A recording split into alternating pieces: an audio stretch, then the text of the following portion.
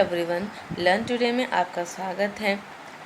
इसके पिछले वीडियो में हम लोगों ने एनिमल्स के अंदर इंसेक्ट्स, बर्ड्स ये सब के बारे में जाना था। साथ ही साथ बर्ड्स के कौन कौन से फेदर्स होते हैं और वह क्या क्या करते हैं उनके बारे में भी हम लोगों ने देखा था। आज हम लोग देखते हैं क्या सभी बर्ड्स एक जैसे होते हैं या अलग अलग होते हैं और अलग अलग कैसे होते हैं और वह क्या करते हैं, क्या खाते हैं, इनके बारे में भी हम लोग देखेंगे। Do all birds fly in the same way? क्या सभी जो बर्ड्स हैं, सभी जो पक्षी हैं वो एक ही तरह से उड़ते हैं? यह एक क्वेश्चन दिया हुआ है। तो चलिए इसे हम पढ़ के हम लोग जानते हैं क्या सभी एक ही जैसे उड़ते हैं या फिर अलग अलग उड़ते हैं। Crane and goose are birds that fly very long distance. Crane और गूज ऐसे पक्षी हैं जो कि बहुत लंबी दूरी तक उड़ते रहते हैं। हेन and peacock fly short distances. मुर्गी और मोर ये कुछ दूर तक ही उड़ सकते हैं। Eagle and vulture fly high in the sky. Eagle और वल्चर जो हैं वह आसमान में बहुत ऊंचा उड़ सकते हैं। लेकिन sparrow and Bulbul fly at lower Heights. लेकिन स्पैरो और बुलबुल ये लोअर हाइट्स मतलब कि बहुत नीचे ही तक उड़ पाते हैं। वह ईगल और वल्चर के जैसा बहुत ऊंचा नहीं उड़ सकते। Some birds are big. कुछ पक्षी बहुत बड़े होते हैं एंड हैव हेवी बॉडीज और उनका शरीर भी बहुत भारी होता है, जैसे कि ऑस्ट्रिच, एमू और पेंगुइन। तो इनके शरीर इतना भारी होता है जिसके कारण दे कैन नॉट फ्लाई, वह उड़ नहीं पाते हैं। Why do birds make nest? अब हम लोग देखेंगे कि जो पक्षी है वो घोंसला क्यों बनाते हैं। Every living organism needs house. हम लोग जानते हैं कि जितने भी लिविंग ऑर्गेनिज्म हैं उन्हें रहने के लिए घर की ज़रूरत होती है, क्योंकि घर हमें बहुत चीज़ों से बचाता है, like cold, wind, thieves, rain, etc. Nest is the house of a bird which it makes when it has to lay eggs. Birds जो घर बनाते हैं उन्हें नेस्ट कहा जाता है। नेस्ट जो है वह बर्ड का घर है और वह इसे अपने अंडे देने के लिए बनाते हैं। Birds use different materials like grass, twigs, thread etc to make nest. Birds बहुत सारे चीज़ों का इस्तेमाल करके अपने घोंसला तैयार करते हैं, जैसे कि घास, तिनका और धागा। Birds make nest in different places. अलग अलग पक्षी अलग अलग जगह पे घर बनाते हैं। जैसे बुलबुल makes a cup shaped nest in hedges and bushes. जो बुलबुल है वह अपना नेस्ट यानी अपना घोंसला हेजेस और बुशेस, झाड़ियों में बनाती हैं। Tailor bird weaves its nest with leaves using its beak. Tailor bird जो है वह अपना घोंसला अपने चोंच की सहायता से पत्तों को सिलकर बनाती हैं। Vulture makes its nest on a high branch using twigs.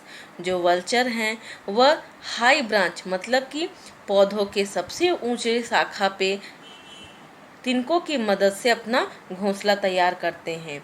Would keeper drills holes with its beak on the tree trunk to make its nest. जो वुड कीपर है, यहाँ पे वुड कीपर लिखा हुआ है जबकि वुड पेकर होता है।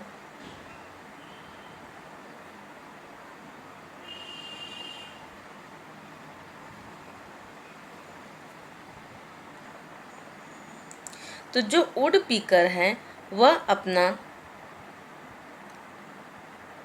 किसी भी ट्री के जो ट्रंक होते हैं, स्टेम जो बहुत मोटा होता है तो उसे ट्रंक कहा जाता है, तो उसी ट्रंक पे अपने चोंच के द्वारा मार मार के होल कर देते हैं और उसी में वो रहते हैं। What sound do birds make? Birds किस प्रकार का आवाज़ निकालती हैं? You all must have heard bird chirping. आप सभी ने बर्ड्स की चहचहाहट चिरपिंग को सुना होगा। Birds usually communicate with two types of sounds. Birds ज़्यादातर दो तरीके के आवाज़ों से बात करती हैं। दे मेक अ कॉल, या तो वो तरह तरह की आवाज़ें निकालती है, which is a single sound like a squeak that is often repeated, जो कि एक ही प्रकार का साउंड रहता है और वो उसे बार बार रिपीट करती है, उसे हम लोग कॉल बोलते हैं। Bird sing a song which is a series of notes that follow a definite pattern, या फिर बर्ड्स गाना गाती है जो कि एक पैटर्न में चलते रहता है। जैसे कि अगर टिर करके बोली तो वह टिर हा, इस तरीके का एक पैटर्न चलते रहता है और इस तरीके से वह अलग अलग प्रकार की आवाज़ें निकालती है। Some birds like stork and pelican make no sound, लेकिन कुछ पक्षी ऐसे हैं जिनका कोई साउंड नहीं होता या वह कोई साउंड नहीं निकालते, जैसे कि स्टॉर्क और पेलिकन। तो इसे आप ध्यान में रखिएगा कि ये दो बर्ड्स है, स्टॉर्क और पेलिकन, जो कि एक भी साउंड नहीं निकालते हैं। अब हम लोग देखेंगे what do birds eat, birds क्या खाते हैं।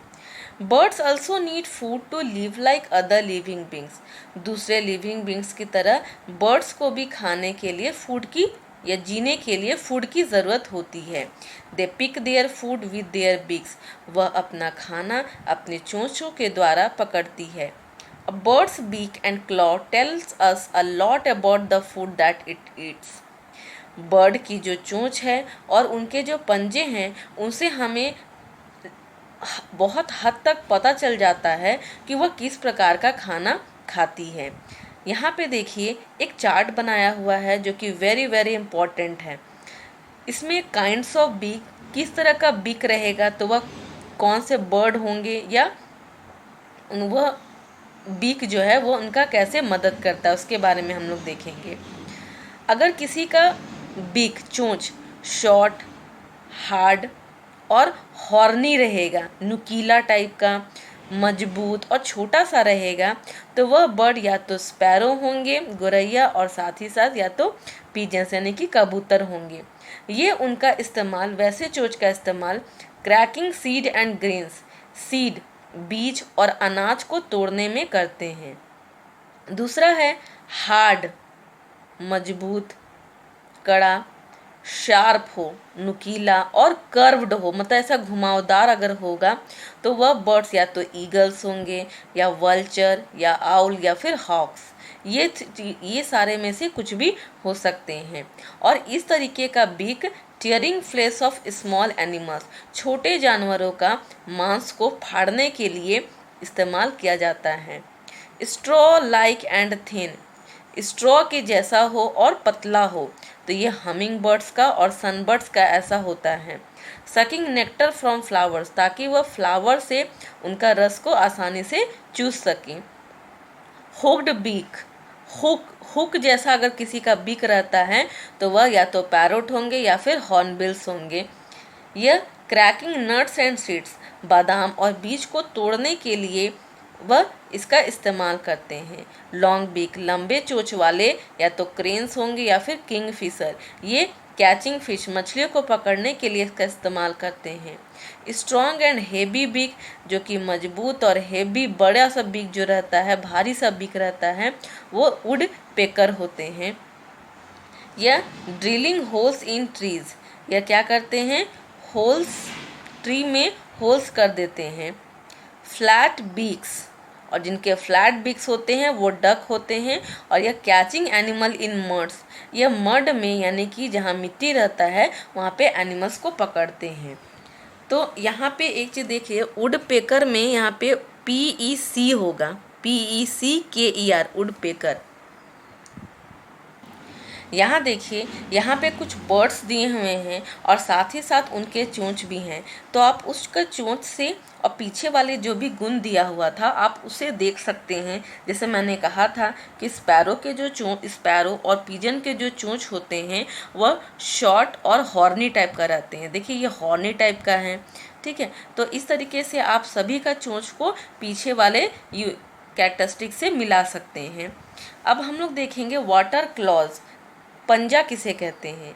ए क्लॉ इज कर्व्ड, पंजा जो है वो कर्व्ड होता है यानी कि घुमावदार होता है। हॉर्नी नेल, नुकीला नेल होता है।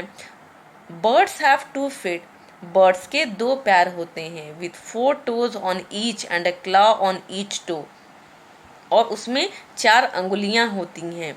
And a claw on each toe, और हर टो में यानी हर उंगलियां में एक क्लॉ होता है, ठीक है।